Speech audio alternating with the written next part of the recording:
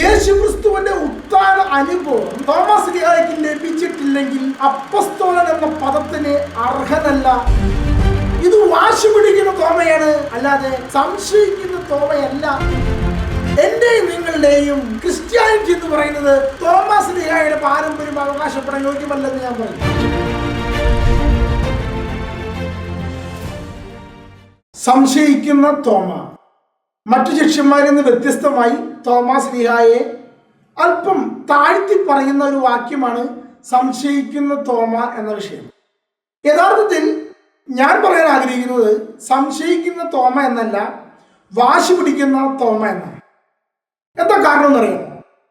പ്രിയപ്പെട്ട സഹോദരങ്ങളെ, 3 വർഷക്കാലം യേശുക്രിസ്തുവിന്റെ കൂടെ നടന്ന വ്യക്തിയാണ് തോമസ് ലീഹ. എന്നിട്ട് ക്രൈസ്തവ വിശ്വാസത്തിന്റെ അടിസ്ഥാന പ്രമാണമായ യേശുക്രിസ്തുവിന്റെ ഉത്ഥാന അനുഭവം തോമസ് ലീഹായ്ക്ക് ലഭിച്ചിട്ടില്ലെങ്കിൽ അപ്പസ്തോലൻ എന്ന പദത്തിന് അർഹനല്ല എന്നാണ് വരിക.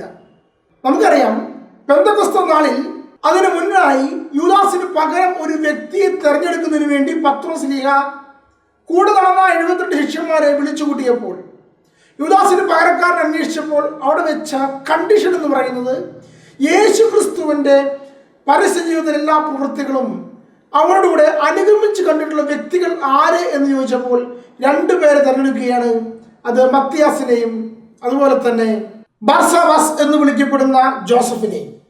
അപ്പോൾ ഇവർ 2 പേരുടെ യോഗ്യത എന്ന് പറയുന്നത് പരസ്യ ജീവിത കാലഘട്ടത്തിൽ യേശുക്രിസ്തുവിനെ അനുഗമിക്കുകയും യേശുക്രിസ്തുവിന്റെ പെസഹ രഹസ്യത്തിൽ കൂടെ ഉണ്ടായിരിക്കുകയും യേശുക്രിസ്തുവിന്റെ ഉത്ഥാന അനുഭവം അവർക്ക് ലഭിക്കുകയും ചെയ്തു എന്നുള്ളതാണ്.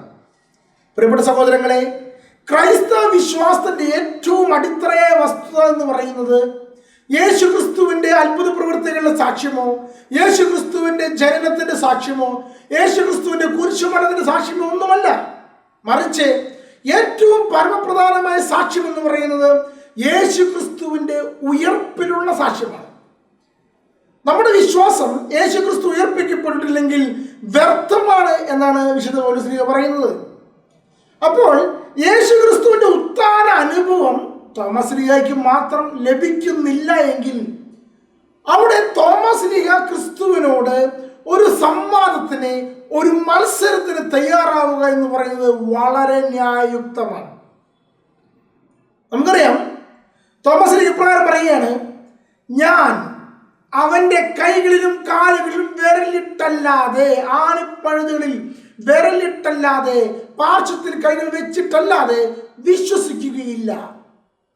കാരണം യേശുക്രിസ്തു ഉയർത്തെഴുന്നേറ്റു എന്നുള്ള ആ വലിയൊരു സാക്ഷ്യം അത് തോമസ് ലീഹയ്ക്ക് ലഭിക്കേണ്ടത് അത്യാവശ്യമാണ്. തോമസ് ലീഹായുടെ സുവിശേഷ പ്രസംഗത്തിന്റെ മൂല കാരണമാണ് ഉത്ഥിതനായ യേശുക്രിസ്തുവിന്റെ ഉത്ഥാന അനുഭവം എന്ന് പറയുന്നത്.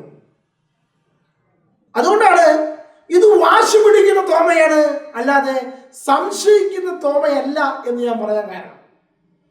തോമസ് ലീഹ സംശയിക്കുകയല്ല, വാശി പിടിക്കുകയാണ് ചെയ്തത്. പ്രത്യേകിച്ച് നമുക്ക് മനസ്സിലാക്കേണ്ട വസ്തുതയുണ്ട്. അതായത്, ഞാനൊരു കഥയിലൂടെ ഇതിന് വിശദീകരിക്കാം. ഒരു അപ്പനും അമ്മയ്ക്കും 3 മക്കളുണ്ട്. അതിലെ ഒരുവൻ വേറൊരു ബന്ധുവീട്ടിലേക്ക് ആയിരിക്കുന്ന സമയത്ത് മറ്റു 2 പേർക്കും ആ അപ്പനും അമ്മയും എന്തോ ഒരു വലിയ വിലപ്പെട്ട ഭക്ഷണം നൽകി. പിന്നീട് ബന്ധുവീട്ടിൽ നിന്ന് ആ മകൻ തിരിച്ചു വരുമ്പോൾ സഹോദരങ്ങളോട് പറയുകയാണ്, ഞാൻ നോക്കൂ, അപ്പനും അമ്മയും എനിക്ക് ഇന്നൊരു സമ്മാനം തന്നു, ഇന്നൊരു ഭക്ഷണം തന്നു എന്ന് പറയുമ്പോൾ ആ കുഞ്ഞ്, ബന്ധുവീട്ടിലായിരുന്ന ആ കുഞ്ഞ് ഇങ്ങനെ വാശി പിടിക്കും. അവർക്ക് മാത്രം പോരാ, എനിക്കും കിട്ടണം ഈ സമ്മാനം, അല്ലെങ്കിൽ എനിക്കും കിട്ടണം ഈ ഭക്ഷണം എന്ന് പറഞ്ഞ് അപ്പൻ്റെയും അമ്മേനും അടുത്ത് വാശി പിടിക്കും. എന്തിനാണ് ഈ വാശി പിടിക്കുന്നത്? അപ്പനും അമ്മയ്ക്കും സഹോദരങ്ങളോട് നൽകിയ സ്നേഹം അതുപോലെ തന്നെ തനിക്കും വേണമെന്നുള്ള ആ വലിയ ആഗ്രഹമാണ് അവനെ അപ്പനോടും അമ്മയോടും കാണിക്കുന്ന വാശിയിലൂടെ പ്രകടമാകുന്നത്. ഇത് അപ്പൻ്റെയും അമ്മയുടെയും സ്നേഹത്തിലുള്ള സംശയമൊന്നുമല്ല, മറിച്ച് ആ ഒരു സ്നേഹത്തിൽ പങ്കുപറ്റാൻ തനിക്കും അവകാശമുണ്ട് എന്നുള്ള വാശിയാണ് അദ്ദേഹം പിടിക്കുന്നത്. പ്രിയപ്പെട്ട സഹോദരങ്ങളെ, തോമസ് ലീഹയും ഇതുപോലെ തന്നെയാണ്. യേശുക്രിസ്തുവിന്റെ ഉത്ഥിതനായ ക്രിസ്തുവിന്റെ ഉത്ഥാന അനുഭവം ശിഷ്യന്മാർ അനുഭവിച്ചതിന് ശേഷം അത് തോമസിലേക്ക് മാത്രം ലഭിക്കുന്നില്ല എന്ന് വരികിൽ തോമസിലേക്ക് ഇപ്രകാരം വാശി പിടിക്കുകയാണ്, അവർക്ക് ലഭിച്ച അതേ ദൈവ അനുഭവം, യേശുക്രിസ്തു ഉത്തിതനാണെന്നുള്ള അനുഭവം എനിക്ക് ലഭിക്കാതെ ഞാൻ വിശ്വസിക്കുകയില്ല. പ്രിയപ്പെട്ട സഹോദരങ്ങളെ, ഈ തോമാശ്ലീഹായുടെ സ്നേഹപൂർവമായ വാശിക്ക് മുമ്പിൽ കീഴടങ്ങുന്ന യേശുക്രിസ്തുവിനെയാണ് നമ്മൾ ബൈബിളിൽ കാണുന്നത്. യേശുക്രിസ്തു വീണ്ടും അടുത്ത ഞായറാഴ്ച 8-ാം നാളിൽ പ്രത്യക്ഷപ്പെടുമ്പോൾ തോമാശ്ലീഹയെ അടുത്ത് വിളിക്കുകയും അവന്റെ കൈകളിലും കാലുകളിലും ആണിപ്പഴകളിലും വിരലിട്ട് നോക്കുവാൻ തോമാശ്ലീഹയോട് ആവശ്യപ്പെടുകയും ചെയ്യുന്നുണ്ട്. അപ്പോഴാണ് തോമാശ്ലീഹ ഇപ്രകാരം പറഞ്ഞത്, എൻ്റെ കർത്താവേ, എൻ്റെ ദൈവമേ എന്ന്.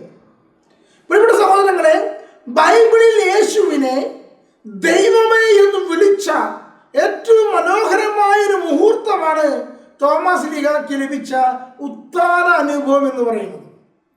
ഉത്തിതനായ യേശുവിനെ നോക്കി അവൻ സ്വയം എൻ്റെ കർത്താവും എൻ്റെ ദൈവവും എന്ന് വിളിച്ചു പറഞ്ഞത് യേശുക്രിസ്തുവിനെ എവിടെയാണ് ദൈവമേ എന്ന് അഭിസംബോധന ചെയ്തിട്ടുള്ളത് ബൈബിളിൽ എന്ന ചോദ്യത്തിൻ്റെ മഹനീയമായ ഉത്തരമായിരുന്നു. പ്രിയപ്പെട്ട സഹോദരങ്ങളെ, ഇപ്രകാരം സംശയിക്കുന്ന തോമയല്ല, വാശി പിടിക്കുന്ന തോമ നമ്മോട് ചോദിക്കുന്ന ഒരു ചോദ്യമുണ്ട്. അതിപ്രകാരമാണ്, തോമാശ്ലീഹായ്ക്ക് ലഭിച്ചതുപോലെയുള്ള ഒരു യേശു അനുഭവം, ഉത്തിതനായ ക്രിസ്തുവിന്റെ അനുഭവം, ഇന്നും ജീവിക്കുന്ന നസ്രായനായ യേശുവിന്റെ അനുഭവം എനിക്കും നിങ്ങൾക്കും ഉണ്ടോ? ഇത് വലിയൊരു ചോദ്യമാണ്.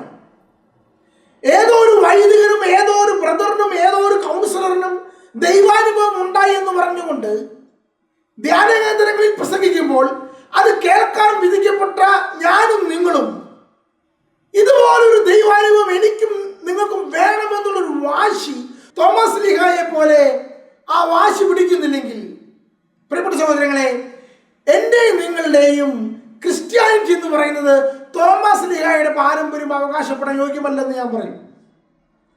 ഈ ദൈവാനുഭവം എന്ന് പറയുന്നത് ചിലർക്ക് മാത്രം കുത്തകയായി വെച്ചിട്ടുള്ള വസ്തുതയല്ല. ഞാൻ നിങ്ങൾ മനസ്സിലാക്കേണ്ട ഒരു വസ്തുതയാണത്. ദൈവാനുഭവം എന്ന് പറയുന്നത് തോമാശ്ലീഹായെ പോലെ എനിക്കും നിങ്ങൾക്കും അവകാശപ്പെട്ടതാണ്. ഈ ജീവിച്ചിരിക്കുന്ന ഭൂമിയിലെ ജീവിതത്തിലെ ഒരിക്കലെങ്കിലും ഒരു ദൈവാനുഭവം, എന്നെ സ്പർശിക്കുന്ന ദൈവത്തിൻ്റെ ഒരു അനുഭവം എനിക്ക് നിങ്ങൾക്ക് ലഭിക്കുന്നില്ലെങ്കിൽ നമ്മുടെ ക്രിസ്ത്യാനിറ്റി ഇപ്പോഴും ഒരു ചോദ്യചിഹ്നമായി നമ്മുടെ ഹൃദയത്തിലുണ്ടാകും. കാരണം ക്രിസ്തു മതത്തിന്റെ ഏറ്റവും വലിയ പ്രത്യേകത എന്ന് പറയുന്നത് യേശു അനുഭവമാണ്.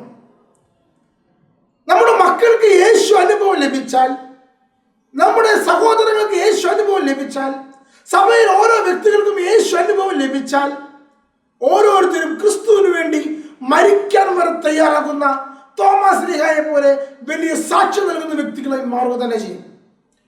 യഥാർത്ഥത്തിൽ നമ്മുടെ ക്രിസ്ത്യാനിറ്റിയുടെ ആ ഒരു ഉണർവ് നഷ്ടപ്പെടുന്നുണ്ടെങ്കിൽ അതിന് പ്രധാനപ്പെട്ട കാരണം എന്ന് പറയുന്നത് തോമാശ്ലീഹായെ പോലെ ഒരു വാശി പിടിക്കുന്ന, ഒരു ദൈവാനുഭവത്തിന് വേണ്ടി വാശി പിടിക്കുന്ന ഒരു ആഗ്രഹം നമ്മുടെ ഉള്ളിൽ ചത്തുപോയത് കൊണ്ടാണ്. തോമാശ്ലീഹായുടെ പേരിൽ അഭിമാനിക്കുന്ന, ദുഃഖാന തിരുനാൾ ആചരിക്കുന്ന നാം ഓരോരുത്തരും എന്തേ തോമാശ്ലീഹായെ പോലെ ഒരു യേശു അനുഭവത്തിന് വേണ്ടി വാശി പിടിക്കുന്നില്ല? എന്തേ ഒരു ദൈവിക അനുഭവം സ്വന്തം ജീവിതത്തിൽ ലഭിക്കുന്നതിന് വേണ്ടി പ്രാർത്ഥിക്കുന്നില്ല? ഏതോ ഒരു കൗൺസിലറുടെയും ഏതോ ഒരു ബ്രദറിന്റെയും ഏതോ ഒരു വൈദികന്റെയും ദൈവിക അനുഭവത്തിന്റെ സാക്ഷ്യത്തിന് പുറകെ ഓടുമ്പോൾ ഞാനും നിങ്ങളും ഒരു ദൈവിക അനുഭവം ലഭിക്കണമെന്നുള്ള വാശിയിൽ കണ്ണുകൊണ്ട് കർത്താവിനെ കാണുകയോ, ചെവി കൊണ്ട് കർത്താവിന്റെ സ്വരം കേൾക്കുകയോ, ഹൃദയം കൊണ്ട് കർത്താവിന്റെ സ്വരത്തെ അനുഭവിക്കുകയോ, മറ്റെന്തെങ്കിലും രീതിയിൽ ഒരു ദൈവിക അനുഭവം സ്വന്തമാക്കാതിരുന്നാൽ എൻ്റെയും നിങ്ങളുടെയും ക്രിസ്തീയ അനുഭവം എന്ന് പറയുന്നത്, ക്രിസ്തീയ ജീവിതം എന്ന് പറയുന്നത് അത് നഷ്ടത്തിലാണെന്നുള്ള വസ്തുത നമ്മൾ മനസ്സിലാക്കണം. തോമാശ്ലീഹായെ പോലെ ദൈവിക അനുഭവത്തിന് വേണ്ടി വാശി പിടിക്കാനുള്ള വലിയൊരു ത്വര നമ്മളിൽ ഉണ്ടാവട്ടെ. ഈ ദുഃഖാന തിരുനാളിൽ ആശംസിച്ചുകൊണ്ട് നിർത്തുന്നു. ദൈവം നമ്മെ അനുഗ്രഹിക്കട്ടെ.